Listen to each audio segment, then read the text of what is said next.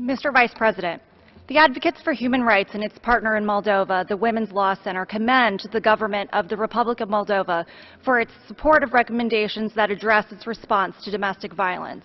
We remain concerned, however, because domestic violence continues to be a widespread and systemic problem in the country.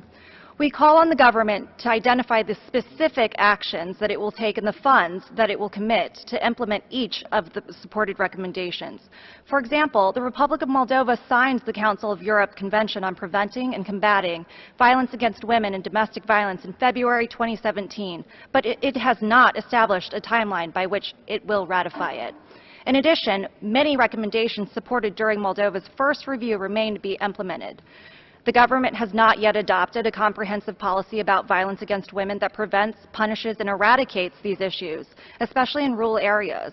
The government has not developed a mechanism to ensure access to legal aid for all victims of violence, and no progress has been made to improve and expand shelters for domestic violence victims.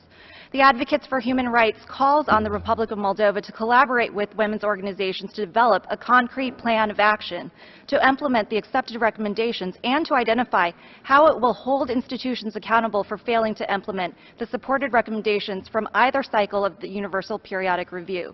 In addition, the government should create specialized services for victims of domestic and sexual violence throughout the country, as well as develop mechanisms and train police on how to implement emergency protection orders for victims of domestic violence. We further call on members of the Human Rights Council in all member states to urge the Republic of Moldova to continue to work with civil society and incorporate recommendations into their laws to hold perpetrators of gender-based violence accountable and ensure a woman's right to be free from violence. Thank you.